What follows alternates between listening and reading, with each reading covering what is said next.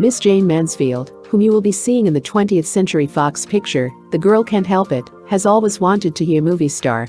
Ever since she was a very little girl in Bryn Mawr, Pennsylvania, a slightly less little girl in Dallas, Texas, and a spectacularly big girl, first on Broadway, New York, and now in Hollywood, California, she has wanted to be a movie star. "I could taste it and smell it and live it," she told a friend recently. "First I wanted to be an actress, then I wanted to act, now I want both. But especially to be a star." Nor did she want this in the approved, simpering manner, known here and there as the art is all money and autographs nothing approach.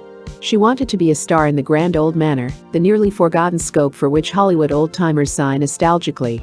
She knew she wanted, a pink Jaguar, a glass house, excursions to Vegas and Palm Springs and Macambo, a wardrobe of a sort that would turn Joan Crawford frumpy. The pattern was crystal clear, the determination awesome. In fact, it was inflexible. Today she drives a pink Jaguar, lives in a glass house, dresses like a model who never had time to change to something simple, and may well be in hock up to her ears as a consequence. The trip she had, and has, planned wait only on the completion of her picture. Miss Mansfield is, at last, a movie star. But there also existed in Jayne Mansfield a geographical confusion. Stardom to her meant Hollywood and only Hollywood, and to be torn away from it for any reason was unthinkable. Hours spent in such nearby outposts as Compton, California, where she lived as a yearning bit player, gave her a sense of time and opportunity fleeing. And certainly it never occurred to her that the straight line from Schwab's drugstore to a film contract ran through Times Square. Therefore, it was with a mixture of foreboding and indifference that she agreed to audition for a sexy comedy part in a projected Broadway play by George Axelrod called Will Success Spoil Rock Hunter? The play was, nastily enough, a spoof on fan magazines and their writers. Her indifference was due to the fact she was sure she wouldn't get the role, her foreboding to the wild suspicion that she might. History, of course, knows the answer.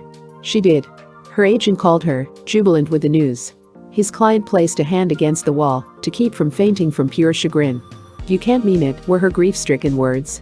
"I can remember my feelings so well," Miss Mansfield has recalled. New York. It was like going to Yankton, South Dakota, or Lower Tibet. It was as far from Hollywood as I could imagine. Besides, I didn't want to set Broadway afire, or whatever they call it. I wanted to be a movie star. When the agent said this could be the wedge, I didn't believe him. Can you imagine? It was the second lowest moment of my life. And what was the lowest? Well, that's part of it. Maybe if the lowest hadn't happened, I wouldn't have gone, no matter how much my agent urged me. But I'd been let out by Warner Brothers. That was the lowest. I wanted to die. Not in any active, suicidal sense, but just in the way you want to stop living when everything is gone, every hope. You have to understand. I wanted to be only one thing, a movie star, and if I couldn't be that, I didn't want anything. Then a friend came over to the apartment, the man I was dating then, and he brought me presents, and cheered me up, and convinced me this wasn't the end of the world, even though I knew it was. So that made it both the worst night of everything, and just a kind of turning point. If I had been alone, I might have quit entirely inside. But he was there, and I'll always love him for it. Just being there. There are moments when a person should not have to be alone, and that was one of them. In point of fact, Jayne's screen career at that moment was not prepossessing. She had appeared for Warner's in 3 pictures, Illegal, Pete Kelly's Blues and a dreadful thing called Female Jungle. The quote is Miss Mansfield's. And that last is in for a frantic session of re-releases, now that Miss M is on the verge of becoming a household name. After her release from Warner's, Jayne made an independent with Dan Duryea titled The Burglar. After that, Rock Hunter came into her life. Actually, there was no formidable reason for Miss Mansfield to dread Rock Hunter. In the first place, she had had some stage experience in high school and college, where one more semester will get her degree. She had also worked out with little theaters in Dallas. And finally, she is a young woman of great poise and assurance and belief in her abilities, not at all the dumb, if imposing blonde of her professional characterization. Nor did she dread it as a dramatic assignment. What troubled her was simply the sense of isolation from her beloved Hollywood. But neither did she expect what happened, the brilliant success of the play in New York's amused, uproarious embrace of Jayne Mansfield, of whom it had never heard until then. It happens once every Broadway season, once in a while twice. This time it was Jayne Mansfield. But how had it happened? Surely not by public acclamation alone? "Oh, no," said Jayne, who is a forthright girl. "There has to be something else." Well, it all began with the press. Especially the columnists. They were all so wonderful. Then I did quite a lot of promotion myself. It seemed I was always promoting. Snipping ribbons, shoveling the first dirtful for a building foundation, oh, anything, I guess. You might call me ambitious. Not ruthless. I'd never heard anybody else. But ambitious. I could see then how the play was going to help me be a movie star, and that made everything all right. I was seen in the right nightclubs, the Stork and 21 and El Morocco. That was part of it. You see, I'm speaking frankly. This isn't the usual way they talk, is it? No, not exactly. But would Miss Mansfield venture to go even a little further and explain the welter of daring still pictures of her that suddenly inundated the market? She laughed delightedly. Aren't you cute? Well, that was part of it too. There was more than one market to sell to. The middle-aged women, for instance, you know, they liked me. That would be one kind of Jayne Mansfield. Then for teenagers, another. And for the men, what you just said, the cheesecake. In New York, when Jayne was not promoting herself vigorously or distracting theatergoers, she was wandering in Central Park with her daughter Jane Marie, now 6, or haunting her beloved motion picture theaters. The dream within her was as strong as ever. There were few suggestions of romance, except for inconclusive newspaper accounts involving Mickey Hargiday, a professional strongman then employed in the nightclub nip-ups of Mae West. Jane, who on October 23 won an interlocutory decree of divorce from Paul Mansfield, whom she had married in Fort Worth on January 28, 1950, usually declines to comment on Hargiday, explaining only that his presence on the same plane with her when she arrived back in Hollywood was a coincidence. Will success spoil Rock Hunter? Threatened to run forever, but Miss Mansfield finally was pried loose from her contract and landed back at Los Angeles' International Airport in triumph, no longer the obscure blonde who had left via the same runway. The press reception was clamorous, Fox spokesmen were deferential, and Jane herself, never seeking to be inconspicuous, had on hand a large share of her extensive menagerie, which includes a Great Dane, a Scottie, 2 Chihuahuas, a toy poodle, 3 cats and a rabbit. Only the rabbit couldn't make it. Jane was carefully dressed for the occasion, causing television viewers of the arrival to leap from their chairs in amazement. Mr. Hargiday remained more or less in the background.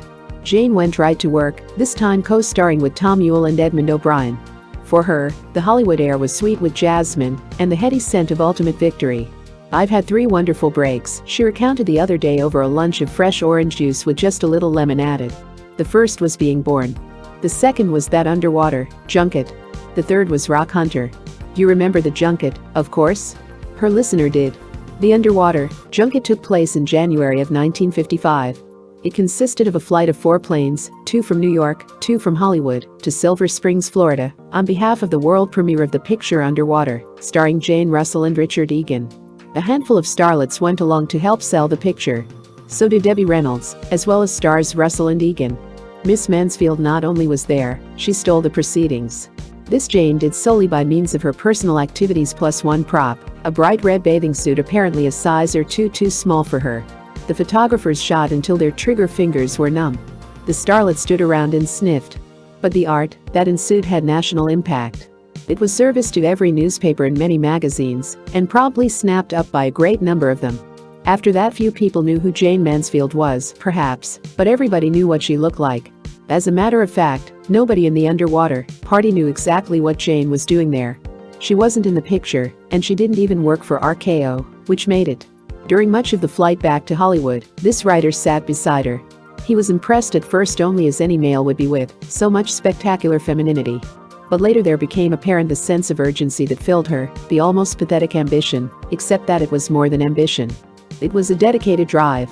If he wasn't going to do it one way, she was going to do it another, with indecent reason.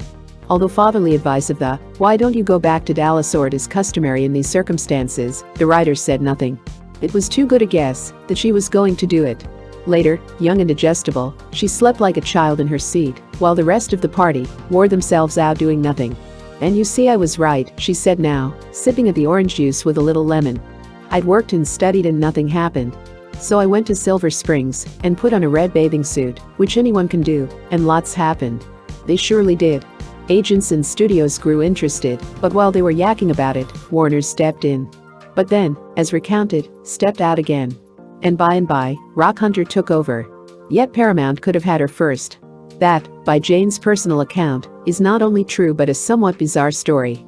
She turned up in Hollywood in September 1954, without much behind her, but the title of Miss Photo Flash of 1952, 3 years of education at various colleges, Southern Methodist, University of Texas and UCLA, and the burning urge for stardom. She had a baby and a husband, and a smattering of invincible gall. I called Paramount right away, she remembers now, and asked if they had any opening for a movie star. They said they already had a movie star. But they were so, well, I guess staggered by the approach that they did ask me over for a test. They really did. And I took one. Nothing came of it. I didn't look a bit like Jayne Mansfield then, just a mousy girl. But later on a man who saw me in person said he'd give me another test any time. I must have shrugged or something. How should I know he was Samuel Goldwyn? Nor did she look especially like Jayne Mansfield, the Jayne Mansfield of Rock Hunter, on a Fox stage a few weeks ago. Her features he refined, her waist was willowy, and she was quite well battened down in front. But the change was for the better. So was the acting, compared with what had been in the Warners and Independent days. She played a scene with co-star Ewell that demanded wistfulness, loneliness, plus a naive and touching lack of knowledge of what physical assets could mean. It was a long scene and intricate. It was handsomely done. When it was over, a Fox spokesman said, "She's going to make it. She has right now what she finally came around to wanting, to act and to be an actress, both. Of course, she'd better make it. She's a gambler, you know. That silver mink coat of hers cost $20,000. The home in Beverly Hills isn't for nothing. Her wardrobe's by Ola Cassini. You think she has that kind of money? She runs herself in debt because she's sure it'll pay off. The studio has her down for $75,000 this year, and naturally that ain't hay. But you can always drop an option. But she's going to make it, because she's young, and because she wants it so badly. Maybe it won't always be that way." Betty Grable got older, and really stopped wanting it. She'd had it all. Marilyn Monroe, well, who knows Marilyn? But this one, I'll bet my shirt on her. This one, about whom there is precious little more to say, was born Jane Palmer in Bryn Mawr on a certain April 19, 23 years ago. Her father, Herbert Palmer, died when she was a child, and her mother later married a man named Harry Piers, a sales manager who moved the family to Dallas. Jane was 6 then. In Dallas, she attended University Park Grammar School and Highland Park High. When she was 16, and still a high school student, she married Paul Mansfield, a classmate. Jane Marie was born to them on November 8, 1950. The Mansfields attended together the 3 colleges mentioned, Jane maintaining a highly respectable B average throughout. She would like to get her BA degree, time permitting. 1 semester will do it. In 1955, the marriage came to grief. Jane prefers not to discuss why. She filed suit in Los Angeles Superior Court for separate maintenance. Later she amended this to read divorce. Mansfield contested both actions, but later withdrew his objections, and Jane obtained an uncontested divorce. Our heroine is a fair linguist, speaking Spanish and German. She is something of an athlete, and a musician of interesting attainments, particularly with the violin. She is an actress too. But first, last and foremost, she's a movie star. That's the way she planned it. Photoplay magazine, February 1957.